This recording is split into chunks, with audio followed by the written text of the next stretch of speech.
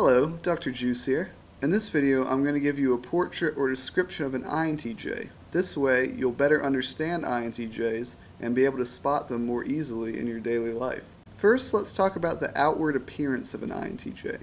They're calculating and analytical, not afraid to look at reality straight on for what it is. The INTJ is confident and knows he's right about something whenever the real world and its evidence is the splitting image of what he believes to be true. The INTJ is confident in pushing forward agendas or giving directions because they're all based on the evidence that they see. They will only change their opinion when new evidence expands their perspective or contradicts what they originally saw. Their judgments are rigid and solid because they're based on the constant and stable real world. The things to take away from all of this is that the INTJ is very evidence and factual based when coming to conclusions or judgments about things. Now, these outward characteristics are what we most immediately notice in the INTJ.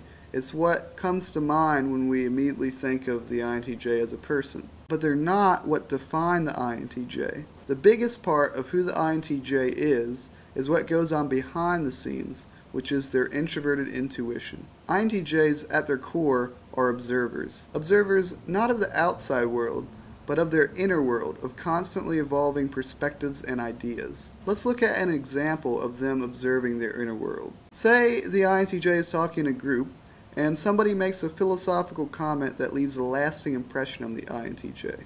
The INTJ senses potential from this comment and latches onto it, devoting extreme focus to how this comment is changing their ideas, perceptions, and understanding.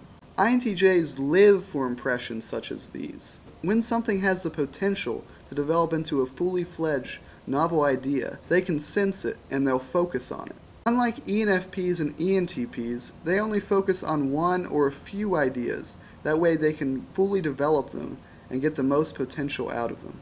Now let's talk about INTJ's auxiliary function, extroverted thinking, and how it interacts with their introverted intuition. Extroverted thinking is essential for INTJs. It serves as a filter for ideas that are invalid or not applicable in the real world. Extroverted thinking is like the structure and raw material that keeps a building standing up.